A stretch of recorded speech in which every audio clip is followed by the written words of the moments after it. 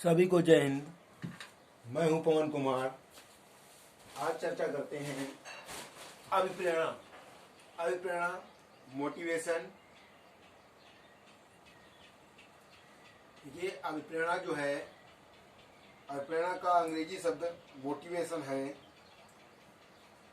और ये जो मोटिवेशन शब्द है वो लैटिन भाषा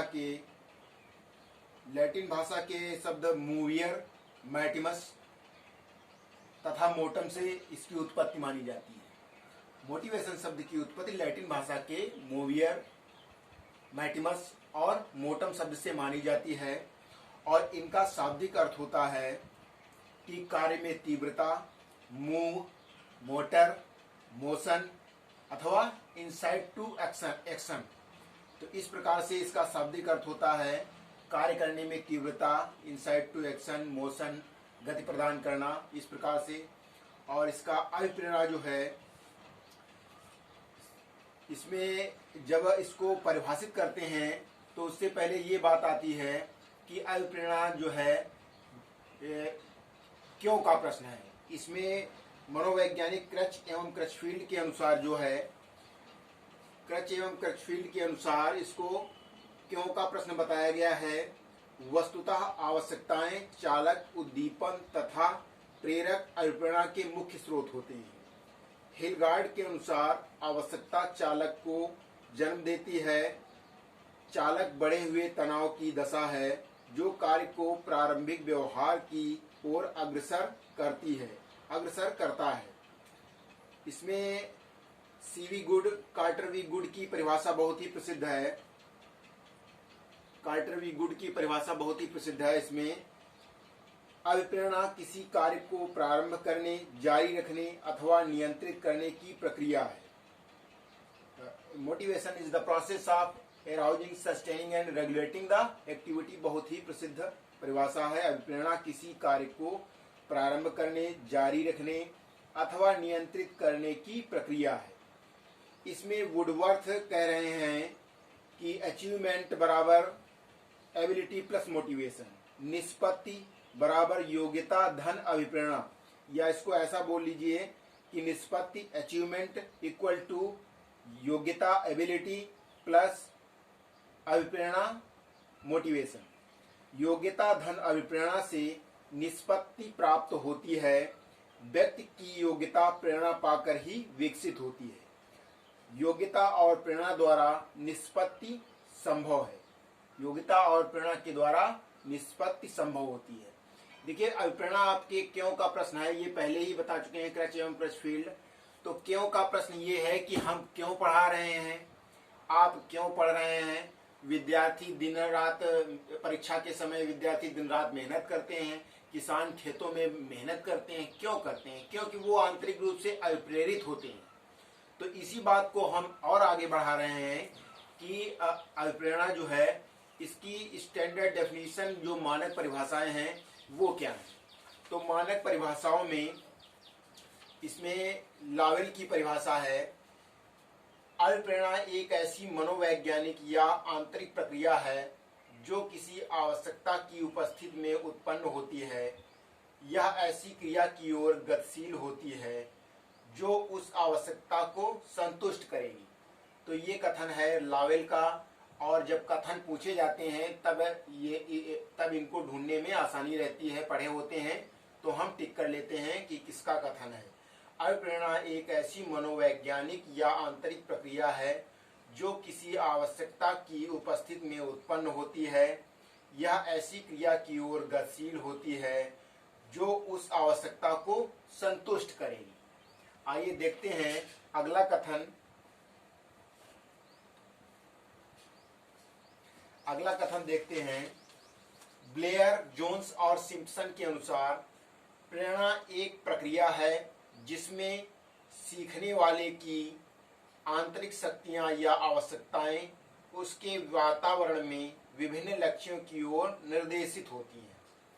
ब्लेयर, जोन्स और सिम्पसन का कथन है, प्रेरणा एक प्रक्रिया है जिसमें सीखने वाले की आंतरिक शक्तियां या आवश्यकताएं उसके वातावरण में विभिन्न लक्ष्यों की ओर निर्देशित होती है। आइए आगे देखते हैं पीटी यंग के अनुसार जो है आपका प्रेरणा व्यवहार को जागृत करने, क्रिया के विकास को संपोषित करने और क्रिया के तरीकों को नियमित करने की प्रक्रिया है।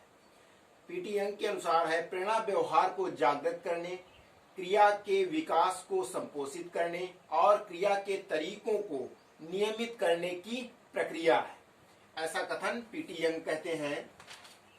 नेक्स्ट में देखते हैं फ्रेंडसन के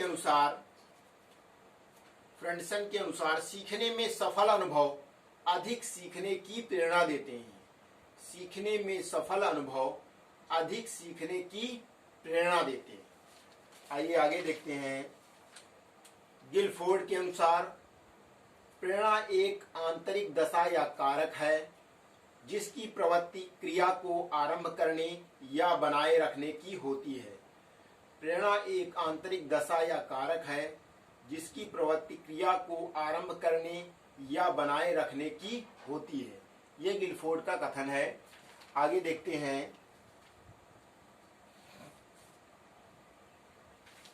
हैं। जॉनसन के अनुसार जो है आपका प्रेरणा सामान्य क्रियाकलापों का प्रभाव है जो व्यक्ति के व्यवहार को एक उचित मार्ग पर ले जाती है। जॉनसन का कथन है प्रेरणा सामान्य क्रियाकलापों का प्रभाव है जो व्यक्ति के व्यवहार को एक उचित मार्ग पर ले जाती है। आइए आगे देखते हैं। प्रेरणा की और अन्य परिभाषाएं देखते हैं। इसमें वुडवर्थ के अनुसार देखते हैं। वुडवर्थ के अनुसार जो कथन है प्रेरक व्यक्ति की वह स्थिति है जो उसे निर्धारित व्यवहार करने हेतु तथा निर्धारित उद्देश्यों को प्राप्त करने हेतु उत्तेजित करती है। वुडवर्थ का कथन है प्रेरक व्यक्ति की वह स्थिति है जो उसे निर्धारित व्यवहार करने हेतु तथा निर्धारित उद्देश्यों को प्राप्त करने हेतु उत्तेजित करती है। आगे कथन है शेफर महोदय का कथन है प्रेरक क्रिया की वह प्रवृत्ति है जो चालक के माध्यम से उत्पन्न होती है तथा समायोजन द्वारा समाप्त होती है। शेफर का कथन है प्रेरक क्रिया की वह प्रवृत्ति है जो चालक के माध्यम से उत्पन्न होती है तथा समायोजन द्वारा समाप्त होती है। ये शेफर का कथन है। आइए नेक्स्ट में देखते हैं मैकडूगल का कथन। अभिप्रेरणा वे शारीरिक तथा मनोवैज्ञानिक दशाएं हैं जो किसी कार्य को करने के लिए प्रेरित करती हैं। अभिप्रेरणा वे शारीरिक तथा मनोवैज्ञानिक दशाएं हैं जो किसी कार्य को करने के लिए प्रेरित करती हैं। इस प्रकार से ये कथन मैकडूगल का है। नेक्स्ट में देखते हैं एटकिंसन के अनुसार अभिप्रेरणा का संबंध किसी एक अथवा अधिक प्रभावों को उत्पन्न करने के लिए कार्य करने की प्रवृत्ति को उद्वेलित करने से होता है। तो इसमें आपका अभिप्रेरणा का संबंध किसी एक अथवा अधिक प्रभावों को उत्पन्न करने के लिए कार्य करने की प्रवृत्ति को उद्वेलित करने से होता है। ये एटकिंसन की परिभाषा है। आइए आगे देखते हैं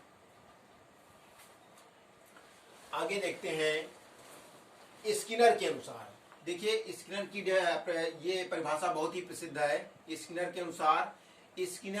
के अनुसार अभिप्रेरण अधिगम का सर्वोत्कृष्ट राजमार्ग है।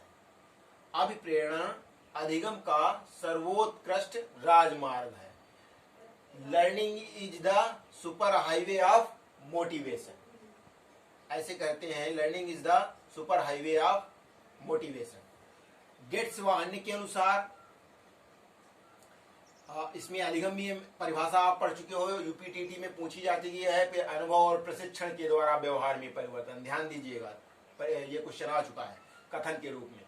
तो इसी में आपका गेट्स व अन्य के अनुसार है, उसमें जो अधिगम में आता है अनुभव एवं प्रशिक्षण के द्वारा व्यवहार में परिवर्तन जो होता है वो अधिगम कहलाता है। ऐसा गेट्स व अन्य कह चुके हैं, ऐसा कथन परीक्षा में आ चुका है। अब यहाँ पर देखते हैं अभिप्रेरणा में गेट्स और अन्य का जो कथन है, अभिप्रेरणा प्राणी की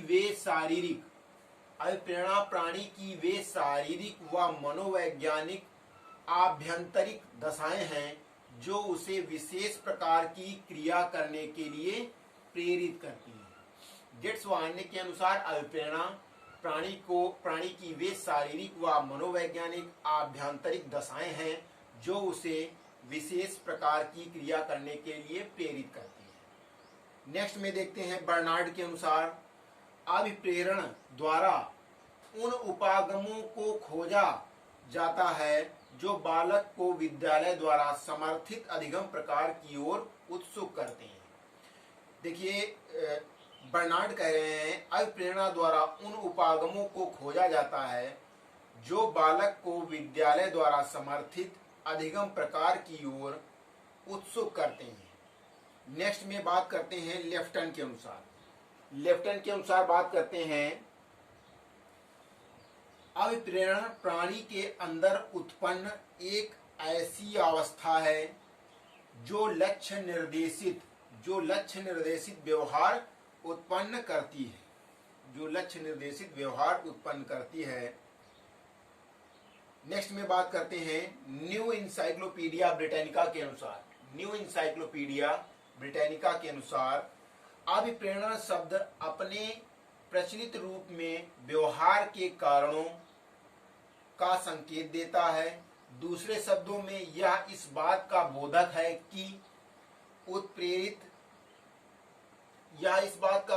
कि किसी व्यक्ति के मानस में क्या है जो उसे कार्य करने के लिए उत्प्रेरित करता है। न्यू इंसाइक्लोपीडिया ब्रिटानिका के अनुसार जो डेफिनेशन है, अभिप्रेरण शब्द अपने प्रचलित रूप में व्यवहार के कारणों का संकेत देता है। दूसरे शब्दों में यह इस बात का बोधक है कि किसी व्यक्ति के मानस में क्या है जो उसे कार्य करने के लिए उत्प्रेरित करता है। तो ये तो हुई परिभाषाएं। लगभग हमने 18 परिभाषाएं इसमें जानी है, पढ़ी हैं। अब आगे बात करते हैं कि अभिप्रेरणा और इसमें क्या क्या संबंध रहते हैं। अभिप्रेरणा के संबंध में आगे बात करते हैं अभिप्रेरणा के स्रोत जो हैं आपके अंतर्नोद या चालक, एक आवश्यकता, दूसरा प्रणोद, तीसरा लक्ष्य। तो आप इसमें लक्ष्य जो है इसके संगठन या स्रोत जो हैं इसके 3 होते हैं मुख्य रूप से, आवश्यकता, प्रणोद और लक्ष्य। इस प्रकार से अब इसको हम स्रोतों को थोड़ा सा जान लेते हैं कि स्रोत क्या क्या होते हैं। देखिए पहला जो अभिप्रेरणा का कदम होता है, फर्स्ट स्टेप होता है कि नीड, जिसको आप नीड कहते हैं, ये आवश्यकता कहते हैं। तो पहला तो कदम आपका नीड का होता है, आवश्यकता का होता है। तो आवश्यकता जो है, आप जब भी कोई आवश्यकता होती है पहला कदम अभिप्रेरणा का आवश्यकता ही होता है। तो इसमें आपका यदि आवश्यकता है तो ये आवश्यकता अभिप्रेरणा की उत्पत्ति का पहला कदम मानी जाती है। कारण इसका यह है, अभिप्रेरणा चक्र में सर्वप्रथम जिस तत्व का उदय होता है वह है आवश्यकता। प्रत्येक प्राणी की अपनी मूलभूत आवश्यकता होती है जिसके अभाव में उसका अस्तित्व संदिग्ध और विकास अवरुद्ध रहता है। वुडवर्थ तथा स्कोलोबर्ग ने आवश्यकता को परिभाषित करते हुए कहा है, कमी या अतिरिक्त की शारीरिक अवस्था को आवश्यकता कहते हैं। दूसरे शब्दों में शरीर में किसी चीज की कमी या क्षति की अवस्था को आवश्यकता कहा जाता है। नेक्स्ट में बोरिंग और लैंगफील्ड ने कहा है, आवश्यकताएं प्राणियों के भीतर तनाव हैं जो कुछ उद्दीपन, प्रोत्साहन या लक्ष्यों के संबंध में प्राणी के क्षेत्र को व्यवस्थित करने में प्रवृत्त करती हैं तथा उनकी प्राप्ति की ओर निर्देशित क्रिया को उत्तेजित करती है। सेकंड जो आपका बनता है तत्व स्रोत, सेकंड जो स्रोत बनता है, दूसरा स्रोत बनता है वह है आपका अंतर्नोद या चालक या ड्राइव। अंतर्नोद, चालक या ड्राइव जो इसमें आपका होता है, दूसरा तत्व है, दूसरा स्रोत है। तो आवश्यकता से चालक की उत्पत्ति होती है। आवश्यकता से प्रसूत मानसिक तनाव को शांत करने की प्रक्रिया को अंतर्नोद या चालक कहते हैं। दूसरे शब्दों में अंतर्नोद वह क्रिया है जो आवश्यकता से उत्पन्न मानसिक तनाव को शांत करने के लिए की जाती है। शेफर तथा सहयोगियों ने कहा है कि अंतर्नोद चालक जो है एक सुदृढ़ तथा अचल उत्तेजक है जो किसी समायोजन की अनुक्रिया की मांग करता है। इस प्रकार से ये दूसरा स्रोत होता है और इसको डिफाइन करते हैं डेसियल के अनुसार।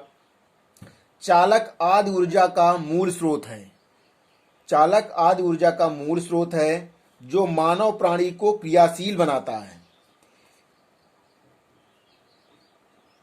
तीसरा जो आपका